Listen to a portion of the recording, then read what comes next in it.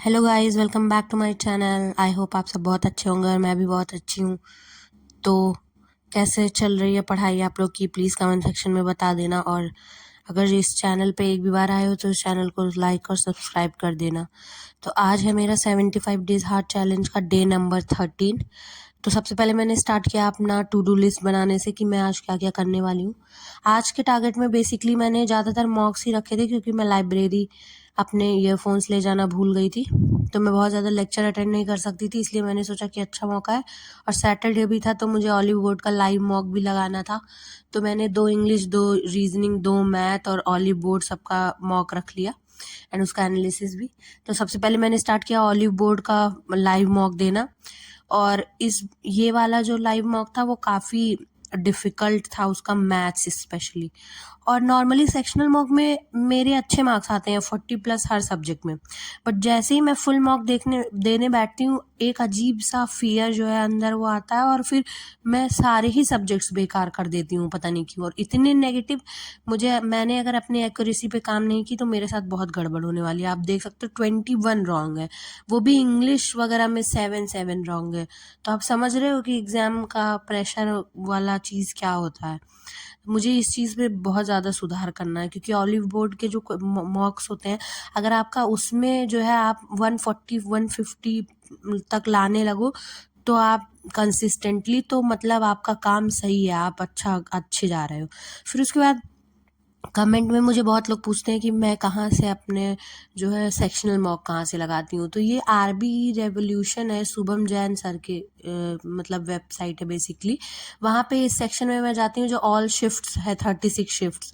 मैं उस पर क्लिक करती हूँ। उसके बाद वहाँ पे फुल टीयर के भी हैं और शिफ्ट मतलब अलग अलग सब्जेक्ट्स के भी मॉक होते हैं। जैसे मैंने क्लिक किया और मैं स्क्रॉल करके नीचे गई तो आप देख सकते हो यहाँ पे कंप्लीट टेस्ट भी है, मैथ का भी सेक्शनल टेस्ट है, रीजनिंग का भी टेस्ट है और इंग्लिश का भी टेस्ट है और इंग्लिश का भी टेस्ट है। ऐसे ही इनके वेबसाइट पे सब्जेक्ट वाइज भी टेस्ट है, जीके और इंग्लिश का। तो आप चाहो तो सब्जेक्ट वाइज भी दे सकते हो। जैसे आप आज आपका ईडीएम देने का मन है तो आप ईडीएम दो, आज आपका हिस्ट्री देने का मन है तो हिस्ट्री दो।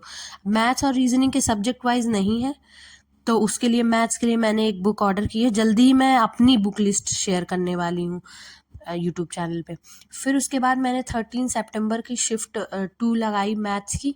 उसमें मेरे मार्क्स आए 38.5। ये मतलब बहुत अच्छे स्कोर तो नहीं है, लेकिन मेरे हिसाब से मेरे लिए ठीक है। एक सिंबल है कि हाँ चलो ठीक है, अच्छा जा रहा है। क्योंकि जो है मैं नेगेटिव बहुत करती हूँ, तो मेरे लिए प्रायोरिटी ये है कि मेरी एक्यूरेसी अच्छी रहे।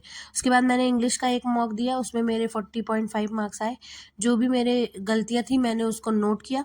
फिर उसके बाद मैंने रीजनिंग का 2 मॉक, जैसे मैंने आज अपने टारगेट में बोला था लगाने को, तो मैंने लगाया। अब यहाँ पे जो भी मैं रीजनिंग और इंग्लिश के मॉक देती हूँ, यहाँ पे इतनी गलतियाँ नहीं होती, लेकिन जैसे ही मैं फुल मॉक में जाती हूँ, पता नहीं वो एग्जाम प्रेशर बोल लो या एक साथ 100 क्वेश्चन सॉल्व करने का वो बोल लो, कुछ भी बोल लो, मेरे साथ गलतियाँ हो ही जाती हैं। लेकिन मैं कोशिश कर रही हूँ कि सुधार करूँ उसमें।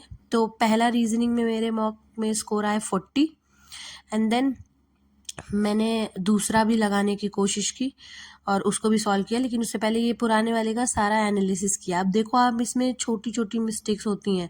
जैसे मैंने बस यूनिट डिजिट देखा और 9 था तो वो लगा दिया, लेकिन फिर बाद में देखा मैंने कि नहीं, शायद 9 नहीं, पूरा सॉल्व करने के बाद वो 115 ही आ रहा था। तो अगर आपको कभी कभी ऐसा कॉन्फिडेंस हो जाता है ना कि नहीं नहीं मुझे तो सब आता है, इतना आ रहा है, इतना ही होगा, तो नहीं, आप पूरा ही सॉल्व कर लो पेपर में। क्योंकि पेपर में आप मिस नहीं कर सकते। एक एक नंबर से जो है लोगों का सिलेक्शन रुकता है, पॉइंट से सिलेक्शन रुकता है। तो पेपर में कोशिश करो कि पेपर के पहले ही अपनी स्पीड और एक्यूरेसी ऐसी कर लो कि आपको हर क्वेश्चन सॉल्व करने का मौका मिले। तो यहाँ पे मैंने क्या कहते हैं, ये फिर दूसरा भी रीजनिंग का मॉक दिया, उसमें मेरे 40.5 मार्क्स आए। उसके बाद फिर मैंने मैथ्स का एक और मॉक लगाया, क्योंकि मैंने कहा था कि आज मैं 2-2 मॉक सबके ही लगाऊंगी। और फिर उसके बाद मैंने मैथ्स का मैंने फिर दूसरा मॉक लगाया। मैं इसलिए अब मैथ्स अभी तक आप देख रहे हो कि मैंने मैथ्स का सेक्शनल मॉक लगाना चालू भी नहीं किया था, इसलिए क्योंकि मेरे दिमाग में अलग सा ही डर है। यहाँ पे 39 मार्क्स आए थे, मेरे दिमाग में अलग ही एक डर रहता है कि पता नहीं मुझे ये टॉपिक नहीं आया तो वो टॉपिक नहीं आया तो। बट आप देख सकते हो कि क्योंकि मेरी इनकरेक्शन जो थे वो वाले कम थे, तो इसलिए क्या कहते हैं मार्क्स 39 बन गए। अब यहाँ देखो आप पॉइंट की वजह से सिर्फ मिस्टेक हुआ है। तो फिर मैंने क्या किया कि जितने भी मेरे दोनों सेक्शनल मॉक में जो भी गलतियाँ थी, तो मैंने जो आभास सैनी सर के कॉन्सेप्ट के लिए कॉपी बनाई है, उसी में मैंने जितने भी क्वेश्चन गलत गए उनका फॉर्मूला लिखा। जैसे कि एरिया ऑफ जो सेक्टर होता है वो बेसिकली हाफ होता है आर्क की लेंथ से और इनटू रेडियस, ये सब जैसे एक फॉर्मूला हो गया। उसके बाद फिर मैंने देखा कि मैंने सोचा कि एनटीपीसी का केडी लाइव का, क्योंकि ये सर के भी ट्रिक्स मुझे काफ़ी मैंने पहले भी बताया कि अच्छे लगते हैं, तो मैंने केडी लाइव की ये प्रीवियस जो है ये आज की जो वीडियो इन्होंने अपलोड की है उसको देखा।